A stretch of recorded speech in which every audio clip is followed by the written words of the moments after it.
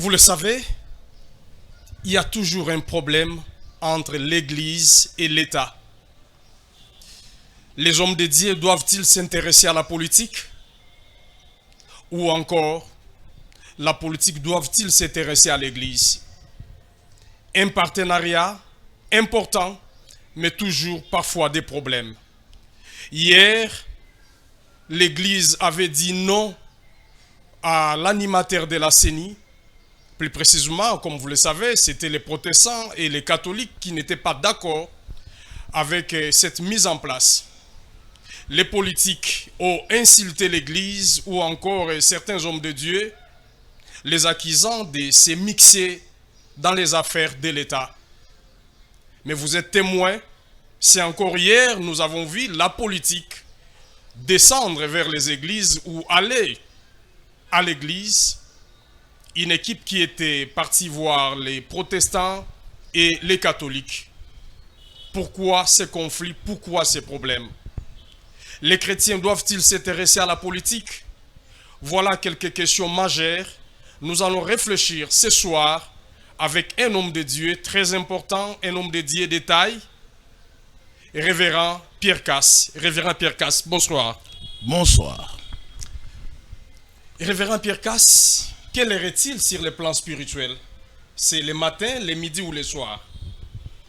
Nous sommes maintenant au temps du soir. Nous traversons les dernières heures en ce qui concerne le spirituel, c'est-à-dire nous sommes au temps de la fin. Pas la fin de temps, mais au temps de la fin de l'histoire du salut, parce que nous avons reçu le dernier message, le tout dernier message qui concerne la restauration de toutes choses avant de clôturer le chapitre sur le salut et enlever l'Église. Le dernier prophète qui devait être envoyé selon les Écritures a déjà été envoyé avec un message, le tout dernier, qui prépare les gens à quitter les fausses religions pour entrer dans l'église du Seigneur par la nouvelle naissance, abandonnant le monde pour être prêt en vue de l'enlèvement qui est imminent au prochain retour de notre Seigneur. Donc nous vivons les dernières heures de l'histoire du salut. Nous sommes aux dernières heures et qui ou quel est ces derniers prophètes que Dieu a envoyés? Le Seigneur avait au programme d'envoyer le prophète appelé Eliyahu. Eliyahu, c'est un nom qui signifie Yahweh est Elohim pour moi, le Créateur, le Tout-Puissant. Alors il devait venir avant la fin de la grâce et avant le début du jugement qui doit frapper les nations, le jugement des nations, la fin du monde, pour que la malédiction divine ne tombe pas sur le pays. Ce prophète, c'est William Marion Branham qui vint avec le tout dernier message concernant l'ouverture des sept sceaux afin que les gens, les vrais croyants, puissent entrer dans la lecture des mystères des Saintes Écritures, qu'ils les connaissent, qu'ils comprennent bien ce qui se passe. Ça, c'est qu'est l'Église. Où est la véritable Église? Où est la fausse Église? Où se trouve Satan sur la terre? Quelle est son activité? Et où se trouve le Seigneur, son esprit sur la terre? Et quelles sont les activités de l'Esprit du Seigneur? Et qu'est-ce qui arrivera aux faux qui trompent les autres, qu'ils servent le Seigneur? Tout ça, ça a été donné au prophète Branham qui vint avec les enseignements des Saintes Écritures pour les révéler et les communiquer à la véritable Église dans le but de préparer cette Église à devenir elle-même la Bible, la parole du Seigneur, pour que finalement le Seigneur envoie la dynamique du Saint-Esprit, la puissance du Saint-Esprit pour se comporter en l'honneur du Seigneur sur la terre avant l'enlèvement. Mais pasteur, c'est une question importante. Vous risquez d'être contredit par un bon nombre de chrétiens qui ne croient pas jusqu'aujourd'hui au prophète William Branham. Oui, ça a toujours été le cas. Depuis le tout début, Satan lui-même, Il avait contesté le Seigneur au ciel. Il est venu sur la terre entrant dans le serpent, déjà dans Genèse 3. Il a défié la parole du Seigneur très ouvertement. Il a nié, il a menti à Ève, il a pris Ève comme sa propre femme, il lui a donné la grossesse, ils ont eu un enfant appelé Caïn. Et puis il y a eu toujours des faux prophètes qui ont contredit les vrais prophètes. Il y a toujours eu cette contestation. Donc pour vous, les vrais prophètes, les tout derniers que Dieu a envoyés sur la terre, c'est William Branham. C'est William Marion Branham qui a été envoyé par le Tout-Puissant et qui a été confirmé plusieurs fois devant des millions de personnes en Amérique, surtout en Afrique du Sud. Le ministère du prophète Branham, de l'apôtre docteur Branham, est incontestable. Aujourd'hui, si vous voyez ce qu'on appelle les églises de réveil, qui étaient hier des groupes de prière, aucun groupe ne serait venu à l'existence si les dirigeants, les tout premiers dirigeants, n'étaient pas en contact d'une manière ou d'une autre avec le ministère de William Branham. C'est là qu'ils ont eu à copier les enseignements et apprendre même à tenir des campagnes populaires. Et si vous les voyez se comportant comme s'ils avaient la puissance de faire les miracles, c'est parce qu'ils ont vu l'exercice du vrai prophète William Marion Branham qui, lui, avait reçu de la main de l'ange les véritables dons de guérison et de miracles. Et il a opéré beaucoup de guérisons, surtout en Afrique du Sud, et beaucoup de miracles. Donc il est à la base même de la création. Donc pour vous, donc de la fondation William Branham serait un des pères importants de l'église des réveils aujourd'hui. C'est lui. C'est lui le père de l'église des réveils. C'est lui le père, c'est-à-dire le porteur du réveil, le tout dernier, qui vint avec le réveil. T.L. Osborne a été attiré par ce réveil depuis l'Amérique. Touché, il s'est dit, il faut que j'aille aussi en mission. C'est comme ça qu'il vint jusqu'ici et qu'il avait parlé même de Branham, mais dans le mauvais sens. Au lieu de dire que c'est Branham qui m'a envoyé, il est venu pour le contredire. C'est lui qui est venu former les charismatiques qu'on appelle aujourd'hui le ministère de réveil. Il n'y a eu qu'un seul réveil, c'est le message que je prêche, le message du temps de la fin. Donc c'est vous qui vous prétendez prêcher les meilleurs messages aujourd'hui. Oui, je l'ai d'ailleurs, c'est démontré, j'ai le vrai message, tout à fait biblique. Mais on vous contredit, parce que vous êtes très contredit ici à Kinshasa et même à travers la République. On nous contredira toujours. Par exemple, sur la divinité, nous enseignons selon les Écritures que Elohim est un.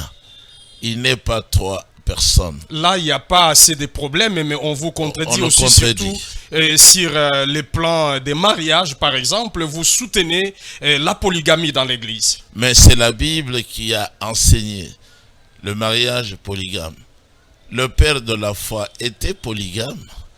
Donc, dans la foi d'Abraham, notre père dans la foi, il y avait cette révélation admissible de la polygamie. Il était polygame. Il y a des versets qui soutiennent cela. Genèse 25, Genèse 16 d'abord, et 25, ça c'est pour Abraham. Pour son fils Israël, qui a été un grand prophète, l'ami et le héros aux côtés du Seigneur. Il avait 4 femmes dans Genèse 29 et Genèse 30. De ces 4 femmes, Elohim a eu 12 fils qui ont formé les 12 tribus d'Israël. De ces 12 tribus d'Israël, le Seigneur a eu des vrais prophètes, tous issus de ces 4 femmes. Il a eu des juges, il a eu des rois, il a eu des apôtres finalement, et même le Sauveur est sorti de ces 12 tribus selon la chair. Il est appelé le lion de la tribu de Juda, de Juda ou de Yuda. Yuda, c'est un nom qui signifie le célébrant de Yahweh, celui qui loue Yahweh. Donc la polygamie que vous voyez dans la loi, tous les enfants d'Israël sont nés de la polygamie. Dans la loi, qui est la règle définissant le mode de vie, le Seigneur lui-même établit puissamment la polygamie. Par exemple, dans Exode chapitre 20, quand il interdit les relations sexuelles inadmissibles, il ne cite pas la polygamie, Mais au chapitre 21, il établit lui-même la polygamie. Et il dit, celui qui ajoute une deuxième femme ne doit pas négliger les droits de la première femme. Quand il continue, vous prenez Lévitique chapitre 18, c'est tout le chapitre qui traite de l'enseignement sur la polygamie. Et le Seigneur va jusqu'à maudire un enfant qui aurait l'audace de toucher à l'une des épouses de son père parce qu'il porte atteinte aux droits de son père.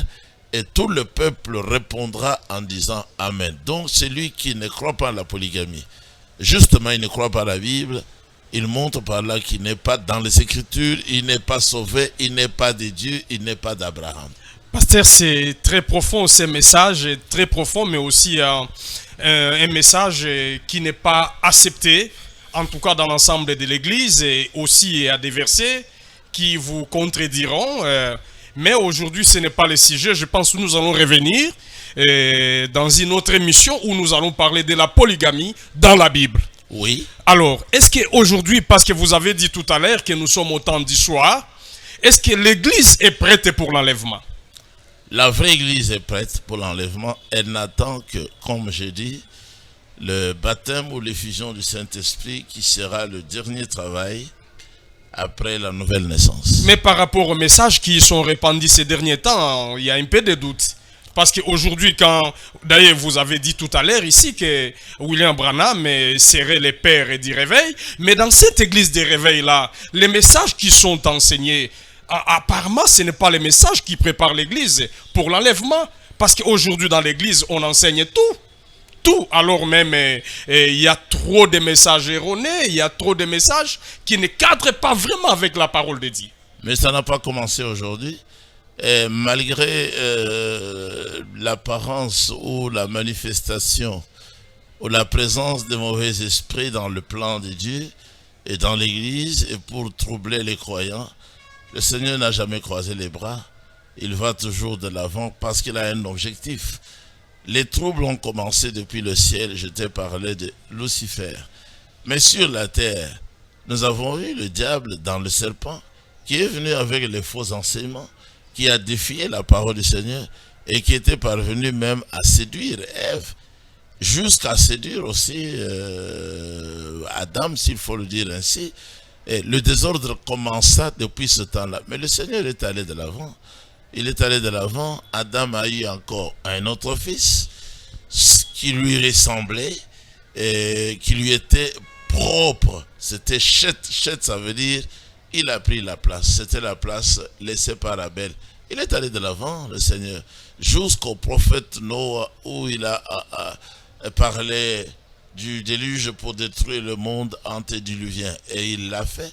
Il est allé de l'avant. Il a eu Abraham comme père, Isaac son fils comme père, également comme père Israël, et les 12 tribus. Il en a fini avec les fondements.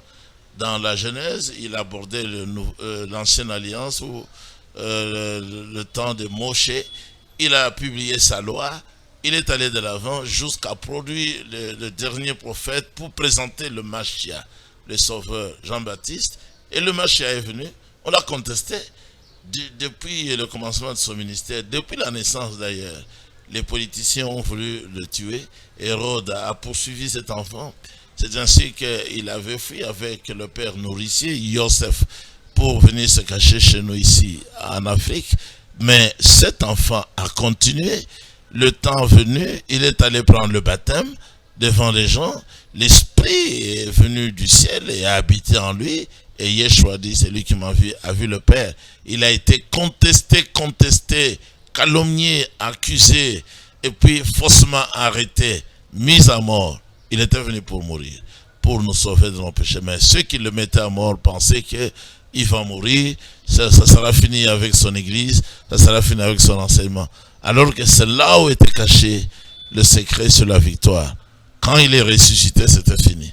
Donc c'était fini, l'ennemi ne pouvait encore plus rien faire. Yeshua ressuscité ne pourra plus jamais mourir.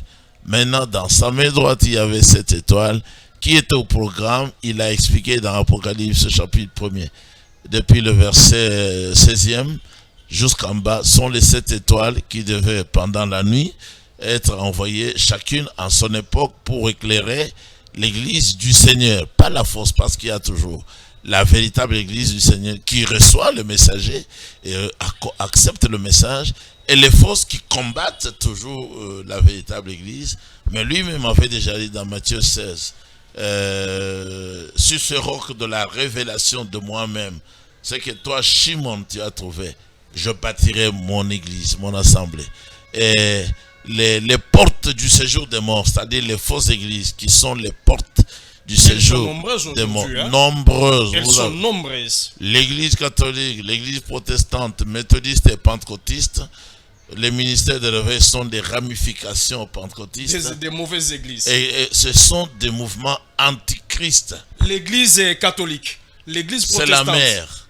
Ce sont des églises antichrist. Antichrist, ce sont des mouvements antichrist.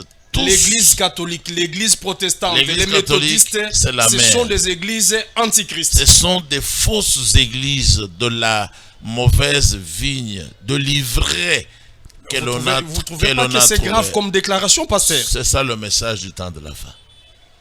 Le message du temps de la fin est venu pour même révéler. Les protestants, même les méthodistes, les catholiques. Mais vous n'avez pas vu. Ils ont beaucoup de fidèles. Mais vous n'avez pas vu que rien que dans notre pays, les actions mauvaises sont menées par les catholiques et les protestants ensemble. Aujourd'hui, qui sont contre le président, qui sont contre la CENI, qui veulent s'intéresser à la politique, qui veulent diriger la politique, si ce ne sont les catholiques et les protestants. Mais le prophète Branham les a désignés du doigt en disant Satan que vous cherchez. Il est là.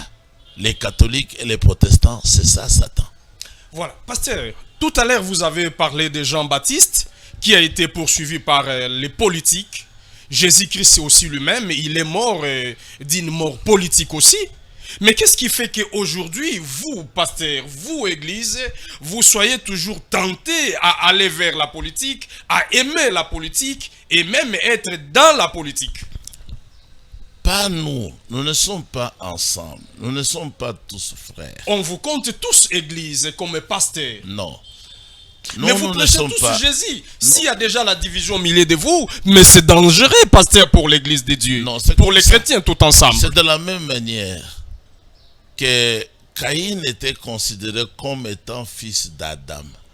Il n'a jamais été le fils d'Adam. Comment ça? Il n'avait pas l'esprit d'Adam. Mais Adam était son père. Non, lui, il est la semence du serpent. Et Abel était la semence d'Adam. Mais ils sont sortis d'une même mère, d'un même père. La confusion vient de la femme. La confusion vient aujourd'hui de l'église. Parce que la femme représentait l'église. Ou est que la femme en son sein, elle acceptait plusieurs semences. Elle acceptait plusieurs messieurs. Ève, qui était destinée à Adam, s'est laissée prendre par un animal qui ressemblait à l'homme. Et cet animal a mis sa semence dans Ève, une grossesse. Le même jour, Ève a été connue par un homme, son mari, qui ne devait plus la reprendre. Parce que le Seigneur lui a fait des reproches. Pourquoi tu as écouté la voix de ta femme? Ainsi, elle avait double grossesse.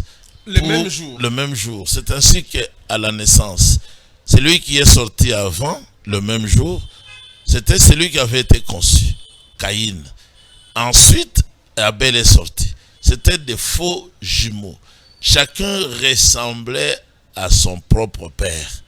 Caïn avait des caractéristiques tout à fait animales. Pasteur, tandis que plaît, Abel, ce message n'a pas de soubassement biblique, ce que vous dites là. Mais c'est ce que je viens de dire. Il y a des soubassements bibliques, il y a des versets qui confirment cela. Genèse chapitre 3.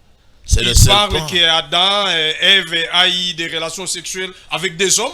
Oui. Dans Genèse chapitre 3 déjà, c'est le serpent qui a abordé Ève au sujet de la nudité. Dans la Bible hébraïque, il est bien écrit, le serpent était le plus nu. Ce qui est rendu chez nous le plus rusé, c'est-à-dire il connaissait les principes de la vie. Il connaissait bien la biologie parce qu'il avait assisté à la création. Il savait que le sang de cet animal qui est proche de l'homme peut peut être mélangé et faire la fécondation. Comme Satan ne peut pas créer, mais il voulait aussi avoir des sujets sur la terre. Pour agir à travers ces sujets, il ne pouvait avoir qu'une seule possibilité de les avoir. C'est par la procréation. Ainsi, il a séduit la femme d'autrui, il a déposé sa sémence, c'est la sémence du serpent, dans la matrice d'Ève, ça produit Caïn. Alors, au chapitre 4, on vous montre bien que, d'abord au chapitre 3, le Seigneur a dit au serpent, désormais, n'est-ce pas, tu marcheras sur ton ventre. C'est qu'avant, le serpent n'était pas un reptile, il se tenait debout et il parlait comme moi je parle. C'est comme ça qu'il avait parlé avec la femme d'autrui. Il commit adultère. Le fruit interdit là, c'était l'acte sexuel.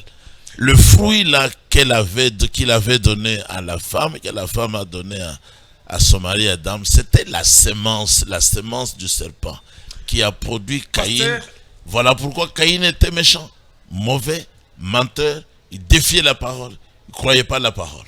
et c'est la même sémence qu'on a aujourd'hui dans l'église. Maintenant, dans l'église, cette sémence-là a été charnellement détruite au temps du prophète Noah, mais elle s'était infiltrée dans l'arche de Noé, spirituellement parlant. Aujourd'hui, des églises catholiques, c'est la sémence du serpent. Pour les protestants, c'est la sémence du serpent jusqu'aux pentecôtistes. Vous retrouvez les caractéristiques animales. Vous trouvez les caractéristiques animales Comment ça, pasteur? à travers les enseignements, les réactions. Mais ils enseignent de Jésus. ces gens-là. Les catholiques Non. enseignent Jésus. Les protestants enseignent Jésus. Les catholiques, l'église par des exemple. réveils enseigne Jésus. Les catholiques, par exemple, ils enseignent plus une femme que Jésus-Christ. Quelle est cette femme? Marie. Il te Non, dit elle même, présente Marie comme la mère de Jésus, simplement. Et mais c'est vous tout. voyez, mais dans la Bible, si vous regardez, et les apôtres, et les prophètes, ils n'ont jamais fait de culte à Marie. Pourquoi? Parce que la religion catholique vient de Babylone, c'est là où on adorait la femme. Aujourd'hui, tous les hommes qui adorent les femmes, comme les musiciens, c'est toujours cette sémence babylonienne. La femme ne peut pas être adorée parce qu'elle n'est pas la déesse. Ce n'est pas elle qui a créé, c'est le Seigneur qui crée. Si vous regardez les caractéristiques de ces églises, regardez ici, ils ont fermé les écoles. Ils exigent de l'argent aux enfants. Ils exigent de l'argent à leurs parents. Ils n'ont pas de pitié. Vous savez combien de gens l'église catholique a tué pendant le Moyen-Âge? Au moins, d'après leur propre témoignage dans leur martyrologe, au moins 68 millions de vrais protestants ont été mis à mort. Rien que parce qu'ils lisaient la Bible. L'église catholique avait interdit la lecture de la Bible. Parce que les gens découvraient dedans les vérités qui étaient cachées. On enseigne 3 personnes en Dieu. Mais Dieu est un et non 3 personnes. Et puis, selon les Écritures, il faut baptiser au nom du Seigneur, Yeshua HaMashiach. Ils ont enlevé le nom, ils ont remis les titres, Père, Fils et Saint-Esprit. Mais dans tous les titres-là, il n'y a pas de salut, il n'y a pas de pardon. Le salut, le pardon, c'est dans le nom du Seigneur, Yeshua HaMashiach. La vraie église, la première, elle était persécutée, mise à mort, pourchassée, à cause du nom de Yeshua. Parce que le nom Yeshua signifie Yahweh ou Yehovah, sauveur. Oui, parce que nous parlons, nous faisons allusion à cette église ou encore aux églises qui ont, selon vous, la sémence de Satan. Mais alors, que direz-vous maintenant sur la relation qui doit exister entre l'église et la politique?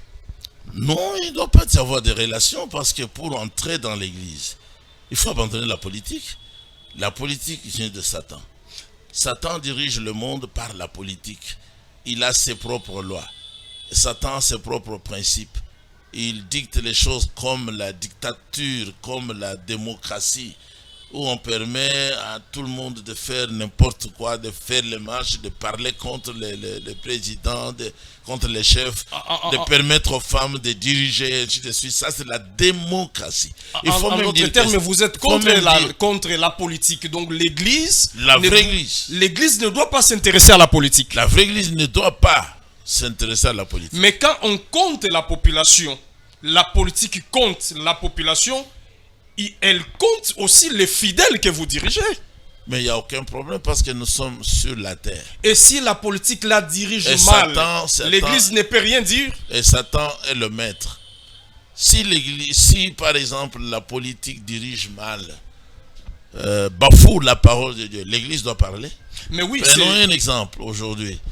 Notre président aurait souhaité, j'étais à l'hôpital, je n'ai pas suivi, qu'il serait mieux qu'il soit succédé par une femme à la présidence. Vous êtes d'accord? Vous êtes d'accord? Je me suis opposé à cela pour dire que la femme ne peut pas accéder à un tel poste d'après la parole de Dieu. Il n'est pas permis à la femme de prendre la direction et de faire la loi à l'homme. Cela est écrit dans 1 Corinthiens 14. C'est écrit aussi clairement dans 1 Timothée 2. Et quant au choix du dirigeant, Deutéronome 17, c'est la loi à suivre, la règle. Donc, le Seigneur a dit, vous choisirez un homme que je vous montrerai. Une femme ne peut pas être présidente frère, ici au Congo. Non. Selon la parole. Oui, selon la parole. Alors, pasteur, les catholiques, parce que vous avez parlé de cette église, mais les catholiques ont quand même fait une démonstration de force dans la mesure où elles ont des écoles. Les catholiques ont des écoles que l'État n'en a pas. Les catholiques ont des centres hospitaliers que l'État n'en a pas. Aujourd'hui, c'est comme ça. Aujourd'hui, les catholiques sont en train de s'imposer contre l'État. C'est que d'autres églises n'arrivent pas à faire aujourd'hui. Voire même les protestants. Les protestants ont des écoles à travers le pays. Ils ont des églises. Ils ont des œuvres sociales importantes que l'État lui-même est incapable aujourd'hui de présenter à la population congolaise. Pourquoi ne voulez-vous pas que ces églises-là, les deux, puissent à un moment donné dire non à la manière dont l'État est en train de diriger le pays? Mais j'ai dit que la vraie église a le rôle moteur d'éclairer toutes les nations. Là où il y a des fautes, là où il y a des dérapages, là où il y a des faux enseignements, la vraie église doit corriger. Regardez déjà que depuis le temps d'Akab, le roi, le prophète qui était le directeur dans l'église du Seigneur sur la terre, il lui a fait des reproches. Il lui a dit, toi et la maison de ton père Akab, le roi, vous avez abandonné les commandements du Seigneur. Voilà le rôle de l'église. Au temps de Jean-Baptiste, nous en avons parlé. On ne vous voit pas prêcher, contredire la manière dont le pays est géré parfois. Non, mais j'en parle. Ce n'est que les catholiques qui le font, et puis ces derniers temps, c'est les protestants. Vous, les églises de réveil, les branhamistes et toutes ces églises-là, vous parlez moins. Au contraire, mais vous êtes derrière les postes. Je ne sais pas si vous avez suivi ce que j'ai dit. Le prophète Eliyahu a dit au roi, vous avez abandonné les commandements du Seigneur. Ça, moi, je l'enseigne ici. Je viens de donner l'exemple. Peut-être vous êtes les rares des cas. La plupart des pasteurs ne le font pas. Je viens de donner l'exemple. Oui.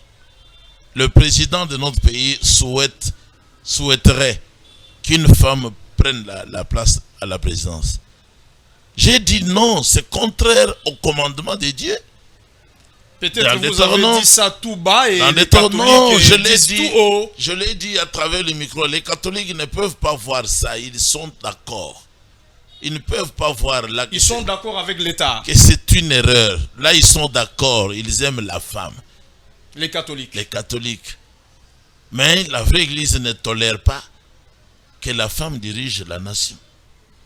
Si vous regardez ce qui s'est passé aux États-Unis, non, les catholiques n'ont pas dit oui pour la femme, mais ils contestent la manière de diriger les pays. Mais là, c'est seulement pour s'ingérer dans les affaires politiques. Ils n'ont pas les droits. Ils n'ont pas, parce qu'ils n'ont pas été envoyés en tant qu'église. S'ils sont la vraie église, ils n'ont pas été envoyés ou établis pour contester ce qui est vrai.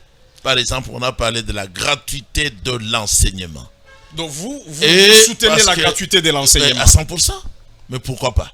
Parce que dans d'autres pays... Vous êtes contre la position de l'église catholique? Mais bien sûr, parce que dans d'autres pays, nos enfants étudient. Moi, j'ai des enfants en Europe. Je les ai même ici qui étudient en Europe. Je n'ai jamais dépensé un seul sou pour un enfant. Pourquoi est-ce qu'ici, chez nous, les parents devaient souffrir? Non, et il parlait des nouvelles unités, donc ils ont un bon nombre d'enseignants aussi qui ne sont pas payés par l'État C'était des congolais. voleurs.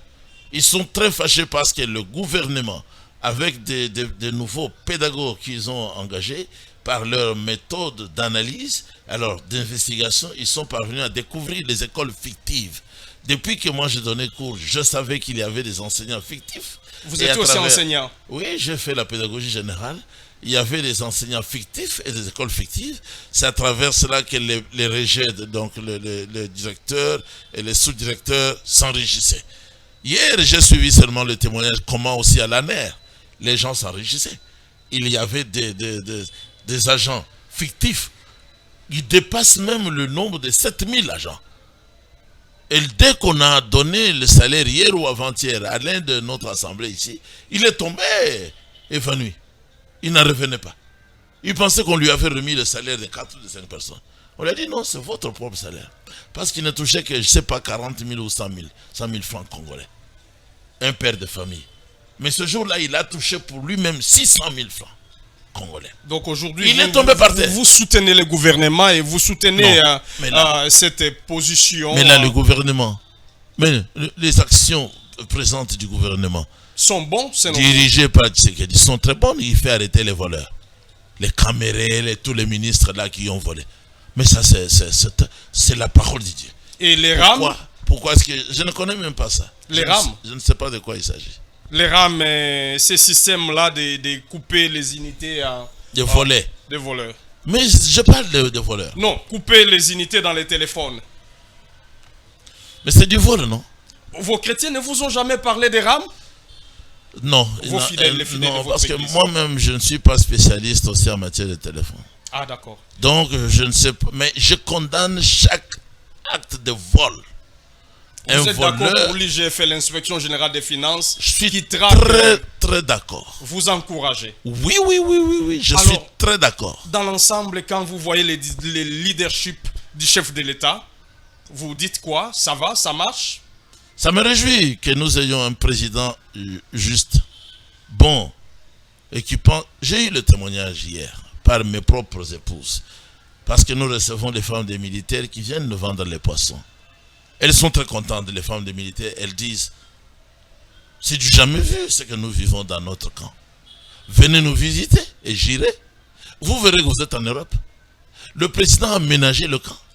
Il a aménagé les hôpitaux, les écoles. Nous commençons à toucher nos salaires. Non seulement les salaires, mais aussi les primes. Et puis on nous vend les sacs de semoule à 7 000 ou à 8 000 francs congolais. Dans la joie. Moi-même, quand je vois comment la circulation, la présence de bus en bon état dans notre ville ici où je vis, quand je vois le bus qui se pointe ici, chez moi, chaque 6h, 6h10, pour prendre les enfants et les emmener à l'école, et chaque 14h, le même bus se pointe ici, fait descendre les enfants. Il n'y a Mais pas je seulement que ça. je me retrouve aux États-Unis d'Amérique. L'ensemble de la population congolaise parle d'une situation sociale précaire. Ça va s'améliorer. C'est Quand? petit à petit. Au camp, ça a commencé. Avec les enfants qui vont à l'école, ça continue. Petit à petit, parce que le pays n'existait même plus. Vous donnez la chance au président de la République, Félix Tshisekedi. Je prie pour lui. Parce que si lui, il échouait, c'est le peuple congolais qui aurait échoué. Et plus aucun autre homme dans notre pays ne pourra soulever le doigt et dire, je vais vous diriger bien, vous aurez ceci, vous aurez cela. C'est lui qui doit donner tout ce que son père avait promis. Un mot pour Denis Kadima, l'actuel président de la CENI. Content Vous êtes d'accord? Je suis content parce que je suis un pédagogue. J'ai écouté la lecture de son profil psychologique. Mais il est compétent. Pasteur, nous cheminons vraiment vers la fin de cette émission. Qu'est-ce que vous pouvez dire à tous ces politiciens ou encore à tous ces églises ou pasteurs, hommes de Dieu qui vont dans la politique? qu'ils arrêtent de tromper le monde, parce qu'un homme de Dieu, il a été établi pour être consacré au service du Seigneur. Comme je le fais, j'ai abandonné les études pour servir le Seigneur. J'ai abandonné le double emploi. J'étais enseignant et conseiller d'orientation, payé. J'étais bien rémunéré. Mais je me suis consacré à l'œuvre du Seigneur. S'ils ont été appelés par le Seigneur, qu'ils servent le Seigneur. Qu'ils laissent la politique. Qu'ils abandonnent la politique, parce que la politique vient de Satan. Ouvertement, ça vient de Satan. Alors si on vous et disait... personne ne peut servir et Dieu et la politique. Si on vous disait donner un conseil au chef de l'État, vous lui direz quoi? Au chef de l'État qui est le nôtre, j'étais très content qu'il ait fait la prière en se référant à la prière d'un homme connu dans la Bible comme polygame, ayant 1000 femmes. Je lui ai toujours dit, à partir de là où tu t'es arrêté dans la prière, la suite te concerne. La suite concerne le chef de l'État et le pays. C'est quoi? De son côté, qu'il prenne les commandements du Seigneur, qu'il prenne les lois qui sont dans la Bible, qu'il mette ça en pratique, qu'il mette ça en pratique là au Parlement, qu'on enseigne ça partout. Le Seigneur a promis de le bénir lui, d'affermir son trône, parce qu'il est quand même roi, d'affermir le pays. Merci, pasteur, pour votre mot de la fin. Merci à vous, fidèles téléspectateurs, de nous avoir suivis religieusement, et nous vous promettons encore de revenir sur ces plateaux très prochainement. Restez branchés sur WEMSA Télévision. Leader et Vision, c'est votre émission. Appelez-nous, et si vous avez un mot, une vision, vous pouvez venir et vous serez les bienvenus. Merci, bonne soirée.